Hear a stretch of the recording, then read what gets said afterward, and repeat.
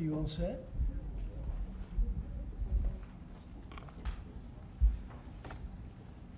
How are you? Thank you very much for being with us. It's a good time for this country, whether you have the hottest country anywhere in the world. I think you're hearing it from a lot of people, not just from me. We're doing very well in so many ways. And the gentleman on my right, we recruited him. We tried to get the best person. We got a man that you'll hear in a second has done an amazing job with respect to Social Security. He's running it, and he's running it like nobody ever even dreamt possible. And it's the 90th anniversary right now of Social Security.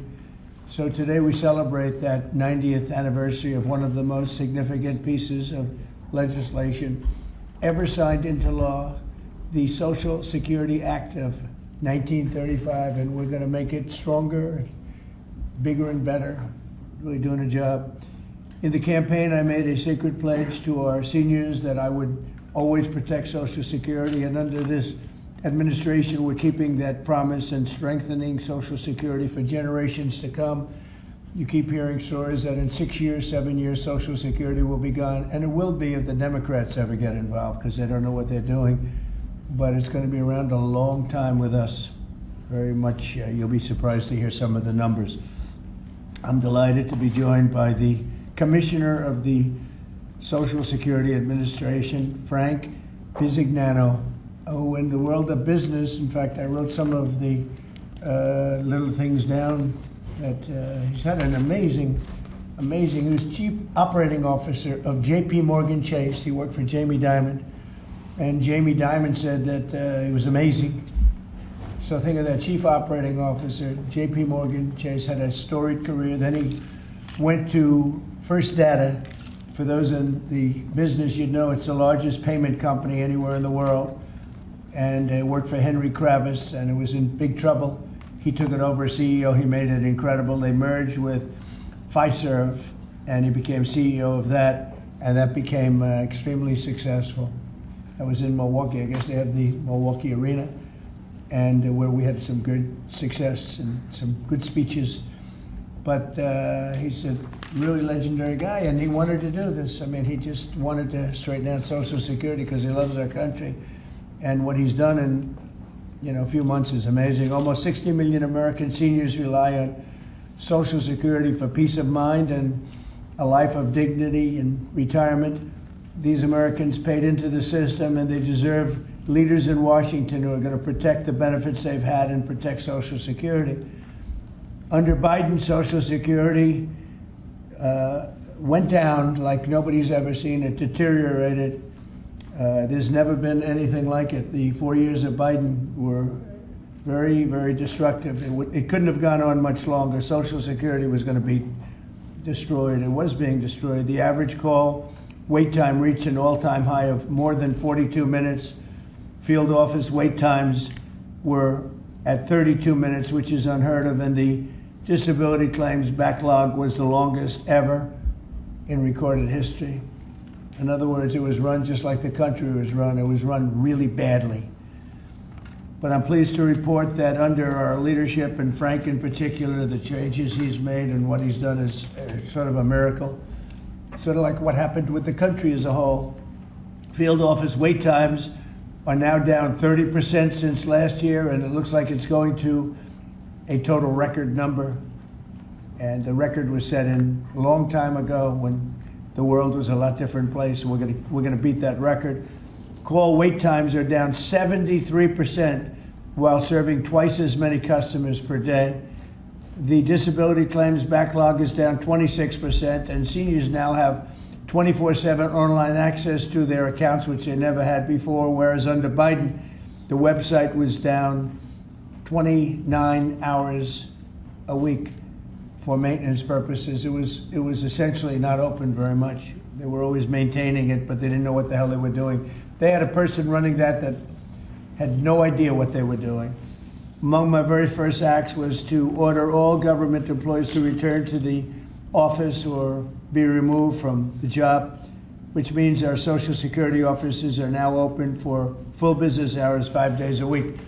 So unlike being shut down all the time, we're open at record levels also. We're making it really great for the people that want and demand Social Security, and they paid into the system. They deserve it. Last month, I signed one big, beautiful bill and allowed no tax on Social Security for our great seniors, okay? So how's that? Not bad, right? No tax on Social Security for our seniors.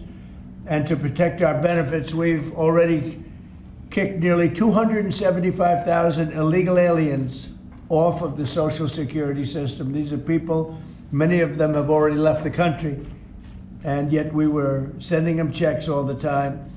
And 275,000, and that number is now even larger than that, Frank. It's an unbelievable job. And what that's doing is making the system strong. It's making it strong. Biden never kicked anybody off. Everybody joined. And we're carrying out historic deportations to remove many more illegals committing Social Security fraud. It's the Social Security fraud that was taking place at levels that nobody's ever seen. We cleared 12.4 million names listed in the Social Security database over 120 years of age. Think of that.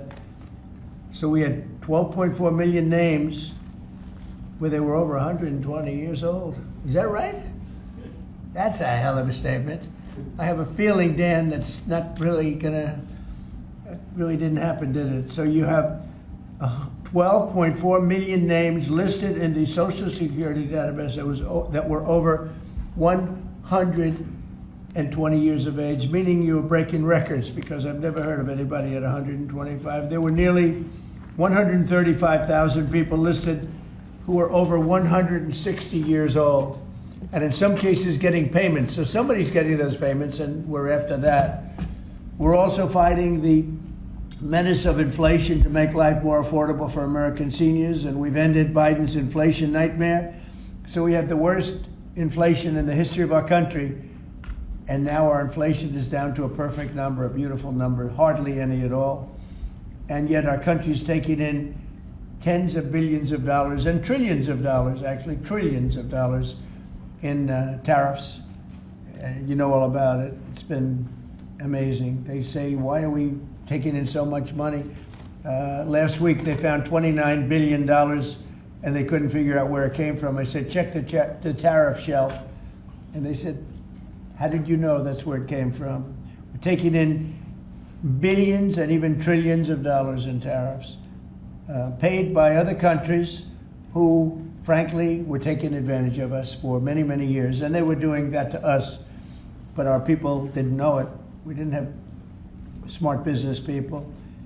We've ended Biden's inflation nightmare and came in below expectations. And yet, again, this past month, we set records. Gasoline prices are way down, and really dramatically, as everybody knows. And energy prices have been going down, other than in certain states where you have Democrat-run states where they put windmills all over the place. Anytime you see a windmill, you'll say, well, they have bad energy costs, and it's happening in New Jersey. I saw that there's a revolution going on in New Jersey. They closed up a nuclear power plant, and they're raising electricity rates by 21, 22, and 28%, something like that.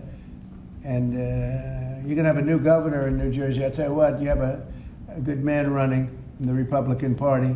He'll get them down. But what they've done is they've killed so many good sources of energy for very expensive windmills and lots of other things that don't work. 401ks and retirement accounts are soaring, and the stock market is setting record highs. Almost every day we're going record highs, and yet we're taking in hundreds of billions of dollars in tariffs. So it's turned out that Trump was right and they were wrong. A few smart people knew what was going to happen. A few of us were right. So we're going to keep the fighting going. We're going to make America's seniors every single day. We're going to fight for them. We're going to make them richer, better, stronger in so many different ways. But Social Security is like pretty much the one that we think about, and we love it, and we love what's happening with it. And it's going to be good for 90 years and beyond. Again, you were given only a short period of time. Social Security was supposed to be like down. Had they won the election, Social Security would have defaulted during Biden or Kamala's election, whoever they so chose, two beauties. And now what I'd like to do is ask Frank to say a few words. Again, this is a man with a really storied past. He's one of the most successful anywhere in the world. What he did at J.P. Morgan Chase and what he did for Henry Kravis and all of the others are like legendary stories. And he just wanted to do this. He's making about a tiny fraction, I would say, a tiny fraction of what you used to make. But he didn't care. He wanted to do it. He made a lot of money. And he said, I want to run that system. I want to put it back on track. And he's got an unbelievable talent over there. It's like a different place. So, Frank, would you say a few words, please? Sure. Thank you. There's less than 1% tiny fraction, sir. Is that what it is? Less than one? That's a tiny That's fraction. an honor. It's an honor. It is an honor. And I'd like to start off by thanking the President for his tireless effort in running the country, in what he's done across the country, meeting every commitment. And, you know, I see it directly in the big, beautiful bill, the opportunity that it's brought to seniors. But his effort on every commitment, delivering against it, and delivering on world peace tirelessly. I'd like to also thank him for my opportunity. You know, he's teasing me, I'm teasing him about the economics of the job. But the reality is to serve 300 million Americans, which is what Social Security serves, is a tremendous honor. And him putting that faith in me and building what I believe, and I think I have a right to say it, is the best leadership team ever assembled in the White House and in the cabinet. So that's my great honor. So I come here and get the opportunity to serve the American public in a manner that I never imagined in my life. And what we found was the opportunity to fix a foundation. The reality is, people talk about 72 beneficiaries. I talk about over 300 million Americans with a Social Security number that we must protect through the system. And when you look at what we talk about in eliminating Social Security numbers that were live in the system, they could carry fraud through the whole system. So the first thing was root out fraud, waste, and abuse. But while doing it, the best way to be more efficient is provide more accurate payments and better service. And you heard the numbers. I think the most staggering number is that we had a website that was down 29 hours. This will be a digital-first agency, and we are building my SSA accounts. That's the digital account. And we have a bold goal of 200 million Americans to have a digital SSA account by the end of next year. It will happen. Just like we had a bold goal of single-digit wait time on the calls when they were at 40 minutes. And we did that. This is my 100th day. We did that within 90 days, right? Get the web up and running, bring technology to our field offices, use digital presence to answer and serve the American public. That's the job. When we do all that, then we'll really know the answer to if we have a hole, right? I was presented in my second week on the job with $18 billion in errors by the Inspector General. It was public. In less than a month, we solved $9 billion of it. So that's the type of swift action we can take, right? You see the things like the big, beautiful bill for the seniors. You see better digital services. You see field office wait times down. If you make an appointment to have a field office visit, it now happens in 6 minutes. Unprecedented. We are serving more people and delivering more than was ever delivered before in a manner with the highest possible quality, and we've just begun. You should expect this to be a great digital-first agency.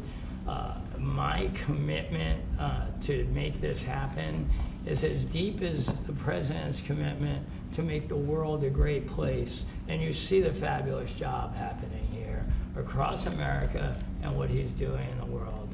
You should expect Social Security, just like the President I thank him for making America great again. It's happening. Social Security will be great again. You have my commitment. Thank you, Mr. President. Thank you very much, Frank. I'm going to sign the new proclamation, please.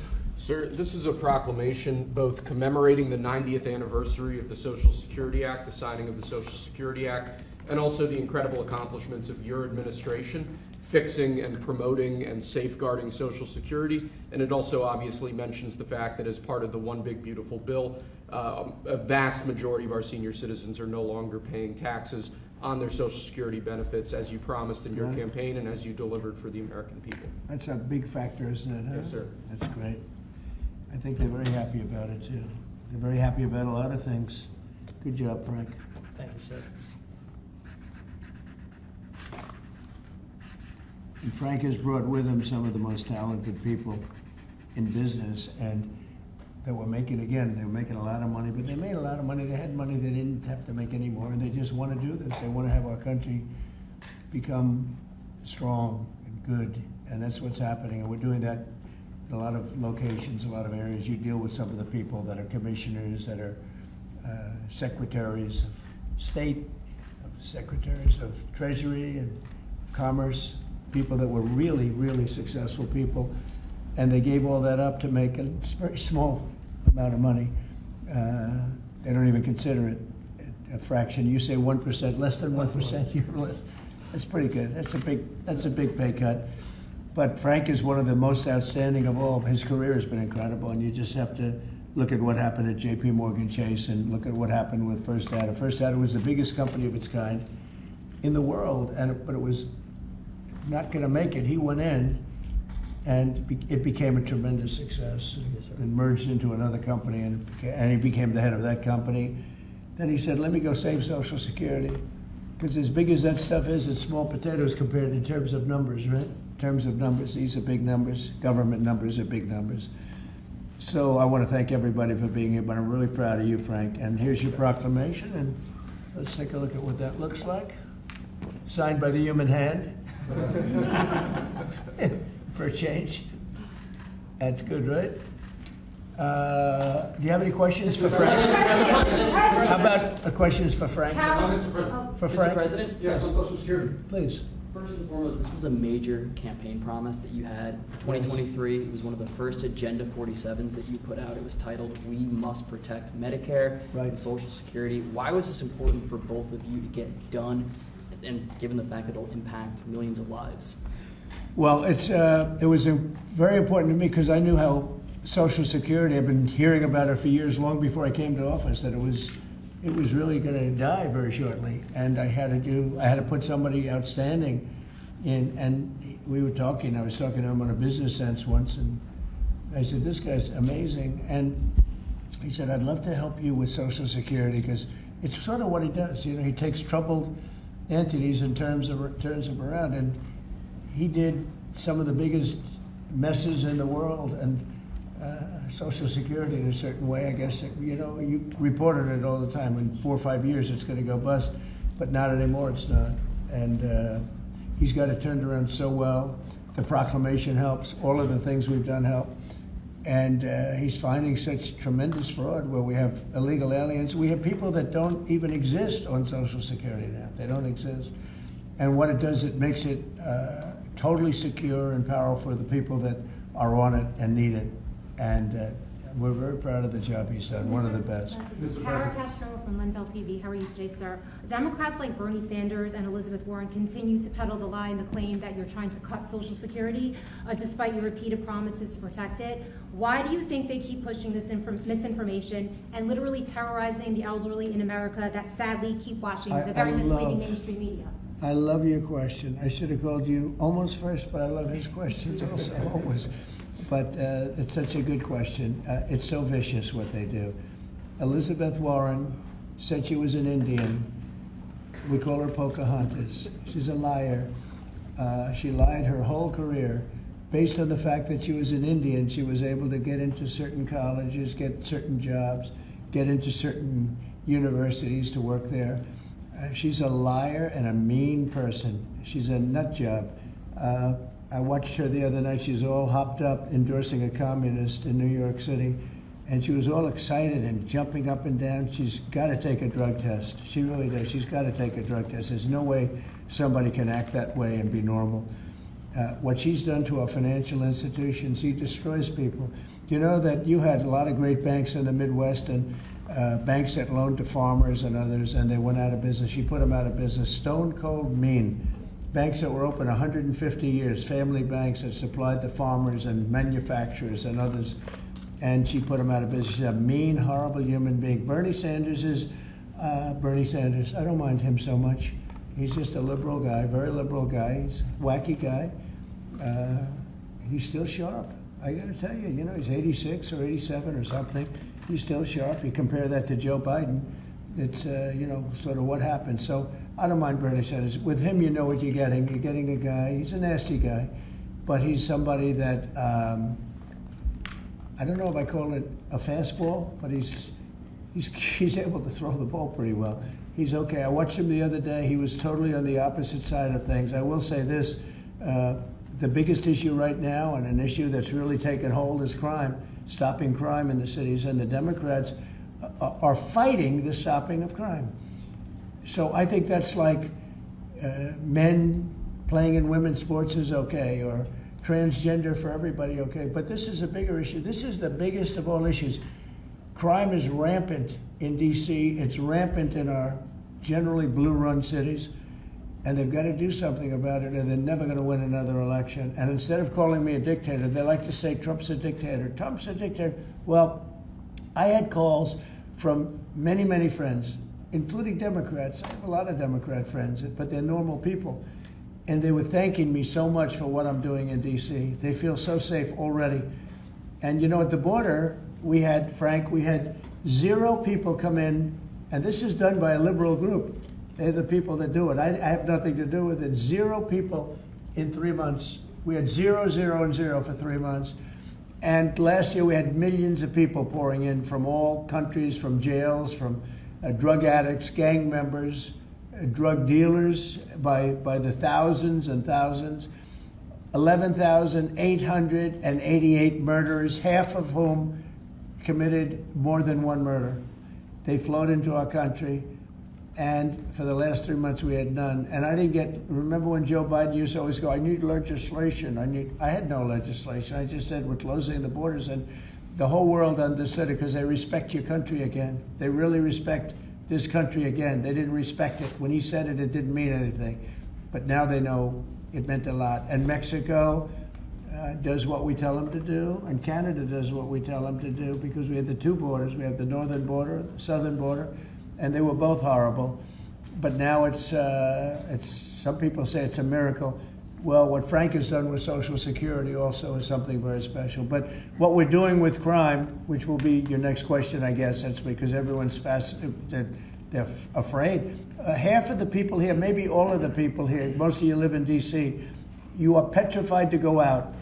And you're liberal, and if you're liberal, you're going to have to change. You're Democrats, you're going to have to change your ways. So we will have crime under control very shortly in D.C., but they're record numbers. And sadly, what I guess the mayor did, but whoever it was, they asked the numbers to be fudged so that it would show less crime than the fact. The fact is, it's worse than it's ever been, and we will have it just like we did at the border, where with borders are totally in great shape right now, the best ever, record-setting shape. We'll have the crime situation solved in D.C. very soon. And we're also going to beautify the city. We have a beautiful city, but you can't have graffiti, and you can't have roads with potholes, and you can't have the medians, the dividers in the roads falling down on the street. We're going to be beautifying the city, making it really beautiful. We're going to be getting the criminals the hell out of here. We don't want the criminals in Washington, D.C. Mr. President, one on your Putin meeting and then one on D.C. crime. Are you prepared to offer Vladimir Putin access to rare minerals to incentivize him to end the war? We're going to see what happens with our meeting. We have a big meeting. It's going to be, I think, very important for Russia, and it's going to be very important for us, and important for us only that we're going to save a lot of lives. Look, we have, we're not paying any money, as you know, to Ukraine. We're supplying equipment. We're being paid 100% plus for that equipment. by NATO. And I got NATO up from 2% to 5% of GDP. They now have billions of dollars. NATO is a very rich group of countries, and we make the best military equipment anywhere in the world by far, and they're buying our equipment, and they're paying 100% for the equipment, 100%. In fact, they owe us about $2 billion now. They're going to send a check. Another one was sent recently for $1 billion. So we're not spending any money anymore. Biden gave them $350 billion, got nothing for it. And if you look, and by the way, we also signed a rare earth deal where we get, years of rare earth to get our money back, the money we spent. But what I'm really doing this for is to save thousands of soldiers a week. You have Russian soldiers, you have Ukrainian soldiers, and then you'll have missiles dropped into various cities and towns in Ukraine. And they're losing last week they lost 7,251 people, mostly soldiers, Russian and Ukrainian soldiers. I'm doing it for that reason. We have a meeting with President Putin tomorrow. I think it's going to be a good meeting, but the more important meeting will be the second meeting that we're having. We're going to have a meeting with President Putin, President Zelensky, myself, and maybe we'll bring some of the European leaders along, maybe not. I don't know that it's going to be very important. We're going to see what happens. And I think President Putin will make peace. I think President Zelensky will make peace. We'll see if they can get along. And if they can, it'll be great. I've solved 6 wars in the last 6 months, a little more than 6 months now, and I'm very proud of it. I thought the easiest one would be this one. It's actually the most difficult. We had one war raging, as you know, for 37 years. One in the Congo with Rwanda was raging for 31 years. We solved 6 of them, made peace, not just solved them, we made peace. If you look at Pakistan and India, planes were being knocked out of the air. 6 or 7 planes came down. They were ready to go. Maybe nuclear, we solved that. I thought this would be maybe an easier one. It never made sense, this war. It would have never happened when I was president. If I were president, this war would have never happened. But millions of people have been killed. And I'm there for one reason, to see if I can solve. This was Biden's war. This isn't my war. I want to see if I can stop the killing. Yeah. Rare earths, do you plan to offer him access to that at all? We have great rare earth. We made that as payment for all of the money that we've spent so foolishly in Ukraine. We spent $350 billion. Now, Europe spent $1 billion. That's a lot of money. They spent $100 billion. That's a lot of money. But we shouldn't be spending a lot more money than them, and they understand that. And I think that's maybe why we're not spending money anymore. We're not spending any money. They're paying us for everything. So people are shocked when they hear it. They don't even understand. They don't even write about it. But we're not spending money, but we are spending a lot of time trying to get the war solved. If we can get the war solved, we'll be very happy. As far as rare earth, that's very unimportant relative. I'm trying to save lives. And on DC crime, sir, on DC crime. Do you have a message for the Democrat lawmakers like Nancy Pelosi or media who are saying, after living here for many years, that there is no crime and you're trying to start a new news cycle? It's another reason why the Democrats lost the election in a landslide. They lie. It's just lie. Look, the crime is very bad. I think they'd be much better off saying, we want to help President Trump with the crime because it's an epidemic. It's a tragic situation. It's the worst it's ever been. And we want to help President Trump with the crime, as opposed to, he's a dictator. He's a dictator. People are so happy to see our military going into D.C. and getting these thugs out. As you know, we arrested a lot of people yesterday. We arrested a lot of people today. We're getting people that have arrest records that you wouldn't believe. 28 arrests, 15 arrests, brutal, brutal people. And we're going to have to do something about this cashless bail, because people shoot somebody, they kill somebody, and they're out on the street in less than an hour. Now, that's when it's all started, in New York, in Chicago, Los Angeles. You take a look. If we didn't go to Los Angeles to help this incompetent governor and a mayor that doesn't know what the hell she's doing, if we didn't go to Los Angeles, you wouldn't have a big part of it burned down. The other part of it would have burned down, too.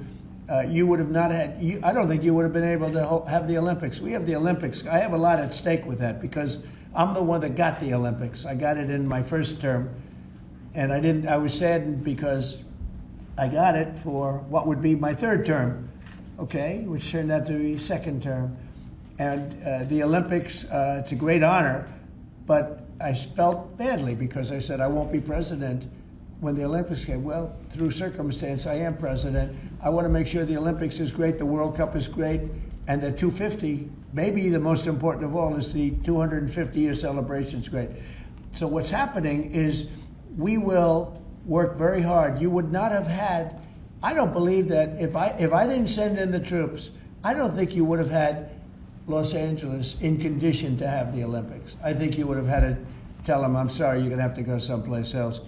And if you look at the police commissioner or the sheriff, he said, we really needed them. Thank God they were here. We really needed them. That was the first 2 or 3 days. After we solved their problems, then he said, well, I think we could have maybe done it. No, he was told what to say. He said, you go back to your files and see what he said.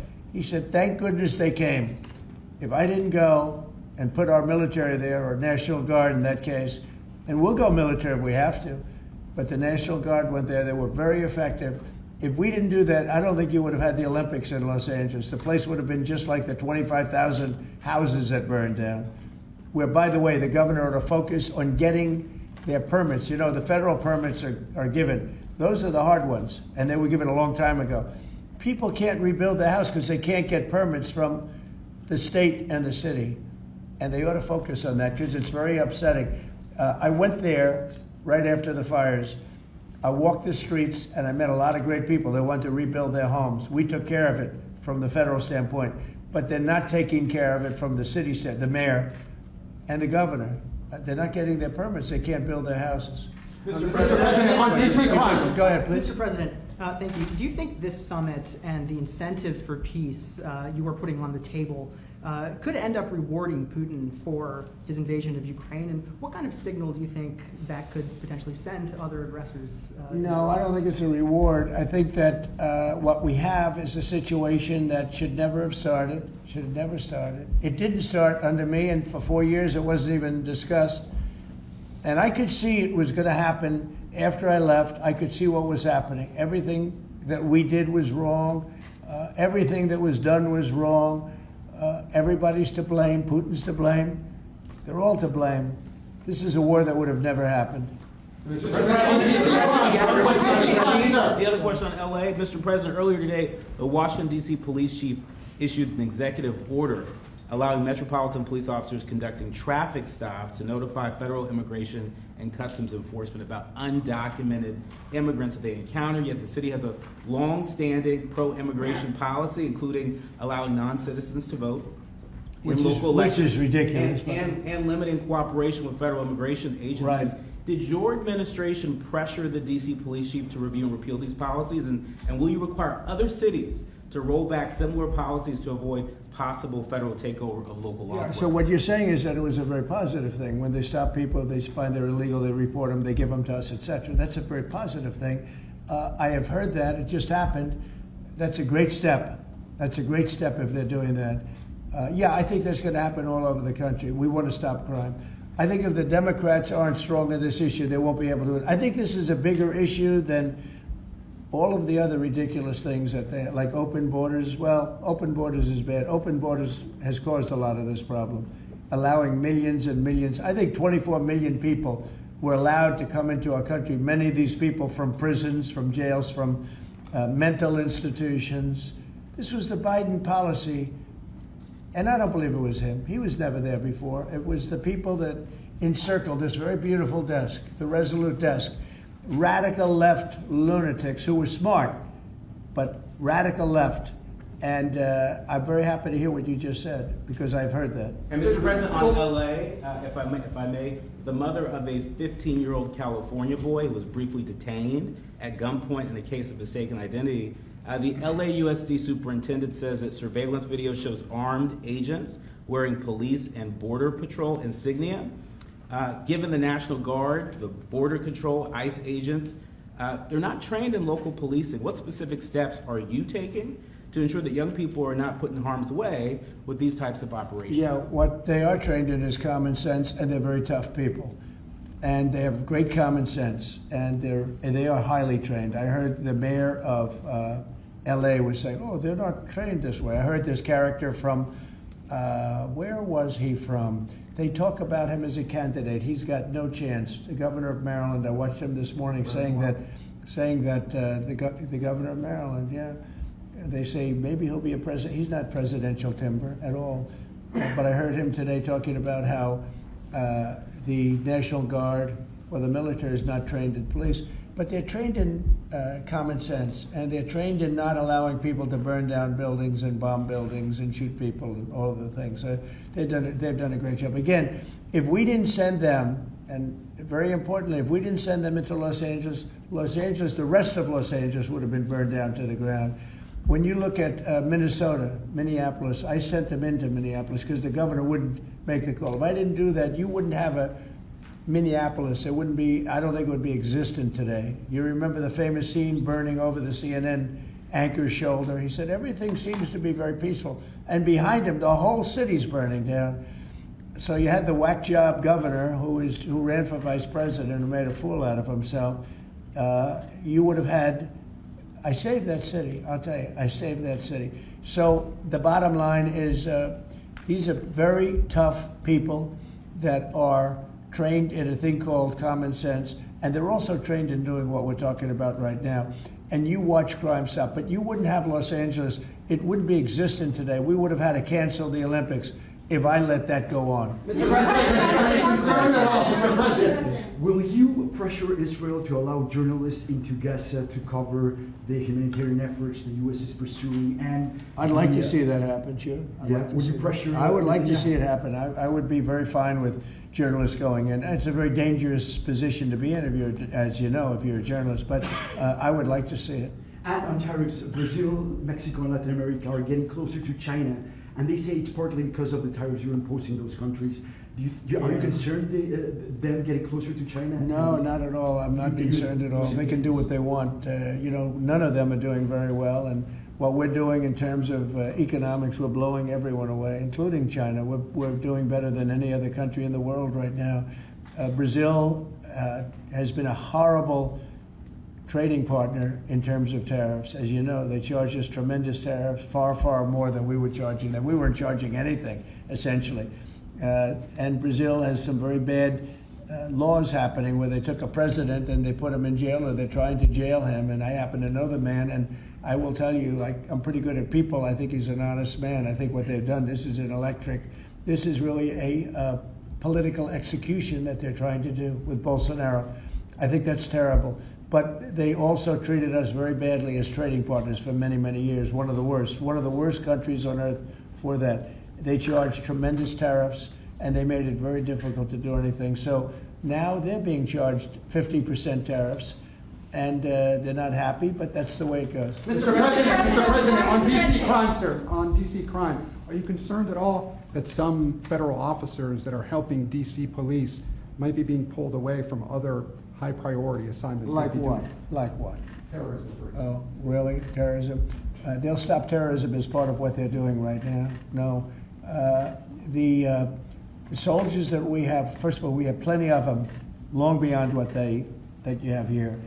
We're just using a very small force. You know, in Washington, D.C., they have thousands of police. They have a lot of police, but the police weren't allowed to do their job. We have a lot of great ones, and you have some that weren't so good, to be honest, but they weren't allowed to do their job. But now they are allowed to do their job, and essentially it's only 2 days, but you look at the numbers already, they're dropping. And no, they're not being pulled off for anything. Mr. President, as you know, there were some very concerning reports about crime statistics. Police are manipulating crime data to downplay crime in D.C. Will the administration release its own crime statistics to counter their misinformation? And will those individuals who are intentionally misrepresenting crime data and fudging the books, like you said, be penalized for endangering the public? They are under investigation right now. They are giving us phony crime stats, just like they gave other stats in the financial world, but they're phony crime stats. And Washington, D.C. is at its worst point, and it will soon be at its best point. You're going to have a very safe, you're going to have a crime-free city. I mean, I say that. You're going to have virtually a crime-free city. And these are strong men, but the criminals are strong men and women, but they're strong men. And these are people that don't play games. We're not playing games. These are criminals we're dealing with. And they treated people. They took one of the people that worked for us the other day. You saw the beating, the pounding, 10 against 1. And they pounded the hell out of him. He's lucky to be alive. He's barely, almost killed. And we're not going to have that happening, please. Tulsi Gabbard declassified more documents last night related to the Russiagate Good. hoax. She's doing a great job, by the way. That was another fake story. I'm very happy with the job she's doing. That's right. They declassified some terrible documents talking about Democrats and what they did. Yeah. Radical left lunatics. It showed that then DNI James Clapper sent out emails to IC officials saying that it would be a team sport to push then the debunked 2017 ICA report, and that it might need them to compromise on their normal modalities. What's your reaction to the latest declassification? And in your view, sir, what does real accountability look like for the players It's involved? incredible what we're finding. Absolute proof of guilt. And we'll see what happens. But Clapper and Comey and that whole group of criminals, they're criminals. And they made it very tough. You know, they did the fake Russia witch hunt that lasted for 2 years.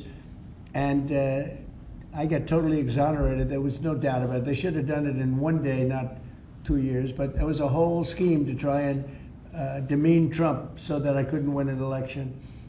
And that is a criminal group of people. They're sick people, and they're criminals, and they should be taken care of. Mr. President. Does Putin have a strong hand tomorrow?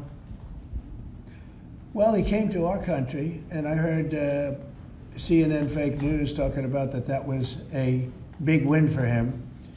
Normally, you would say the opposite, but they said, oh, it's a big win that he came here. Normally, we would say the opposite, you know, he came here. I think that President Putin would like to see a deal. I think if I weren't president, he would take over all of Ukraine. It's a war that should have never happened. If I weren't president, in my opinion, he would much rather take over all of Ukraine. But I am president, and he's not going to mess around with me. Mr. President, on Russia, Mr. President, would you support or agree to reducing NATO troops in Europe, in countries like Poland, in order to get Russia to agree to a peace deal? That hasn't been put before me, and I'll think about that for later, but it has not been put before me. Go ahead. Is anything less than an unconditional and immediate ceasefire a victory for the U.S.? Tomorrow? Yes. Well, tomorrow we'll see. I say, you know, I don't know where that comes from. It's sort of not a good question. I would say that tomorrow all I want to do is set the table for the next meeting, which should happen shortly. I'd like to see it happen very quickly, very shortly after this meeting. I'd like to see it actually happen maybe in Alaska, where we just stay because it's so much easier. But I think that it's going to be very interesting. We're going to find out where everybody stands, and I'll know within the first 2 minutes, 3 minutes, 4 minutes, or 5 minutes, like we tend to find out, whether or not we're going to have a good meeting or a bad meeting. And if it's a bad meeting, it'll end very quickly. And if it's a good meeting, we're going to end up getting peace in the pretty near future. Okay? How about one more? Thank you, Mr. President. On the Smithsonian, I know that your administration is seeking to weed out a lot of this left-wing spin that's in the museums, but we're seeing from people like Brian Stelter or other commentators that they're insinuating that you are trying to change history according to your narrative. What's your response to that, and is there anything you particularly like to do? Well, we want the museums to treat our country fairly. We want the museums to talk about the history of our country in a fair manner, not in a woke manner or in a racist manner, which is what many of them, not all of them, but many of them are doing. Our museums have an obligation to represent what happened in our country over the years, good and bad, but what happened over the years in an accurate way. Thank you very much, everybody. Thank you, press. Thank you, press. Thank you. Thanks, guys. Headed out right here. Thank you, press. Thanks, guys. Head out right this way. Right this way. Thanks, guys. Keep coming. You see the video of the sandwich thrown at the officer? Thanks, guys. Thank you, press. Thank you very much. Thanks, guys. Thank you, press. Go. Thank you, press. Thank you. Keep coming. Here, Alex, you can go right here. You can go. Okay. Thank you. Thank you, fellas. Hope you made it look good today, fellas. Sir, can I